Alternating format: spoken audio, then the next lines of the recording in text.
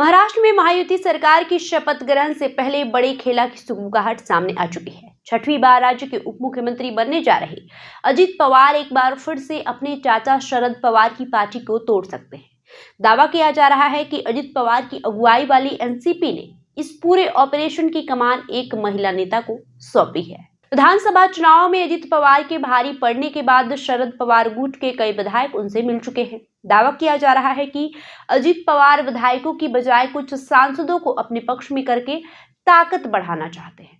उनके हालिया दिल्ली दौरे को इसी से जोड़कर देखा जा रहा है।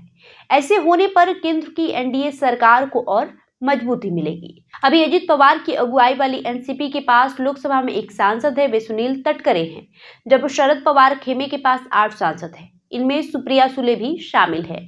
अजित पवार के दिल्ली दौरे के बाद महाराष्ट्र में इस बात की चर्चा हुई है कि शरद पवार के कुछ सांसद पाला बदल सकते हैं, वे अजित पवार की अगुवाई वाली एनसीपी में शामिल हो सकते हैं। आपको बताएं कि ये पूरी चर्चा ऐसे वक्त पर शुरू हुई है जब अजित पवार राज्य के 6वीं बार डिप्टी सीएम की शपथ लेने जा रहे हैं। ये भी चर्चा हो रही है कि अजित गुट के सांसदों की संख्या बढ़ने पर प्रफुल्ल पटेल को केंद्र में कैबिनेट मंत्री की बर्थ मिल सकती है। भिवंडी से सांसद सुरेश उर्फ बाब्या मामा महात्रे की सोमवार को उप मुख्यमंत्री देवेंद्र फडणवीस के सागर बंगले पर मुलाकात ने सियासी गलियारे में नई चर्चा छेड़ दी। फडणवीस से मुलाकात के बाद महात्रे ने इसे निजी बताया था। उन्होंने साफ किया था कि वे शरद पवार के साथी हैं, लेकिन कुछ होने की संभावना जता रहे हैं। वही अभी केंद्र में चल रही मोदी सरकार को 293 सांसदों का समर्थन हासिल है। महाराष्ट्र और झारखंड के साथ 2 लोकसभा सीटों के लिए उपचुनाव हुआ था।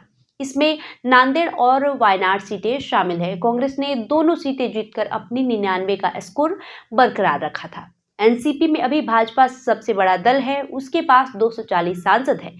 वहीं दूसरे नंबर पर टीडीपी और फिर जदयू है। चौथे नंबर पर शिंदे की शिवसेना है, उनके पास 7 सांसद हैं। लोकसभा चुनाव में कांग्रेस को 13, उद्धव ठाकरे को 9 और शरद पवार की पार्टी को 8 सीटों पर जीत मिली थी।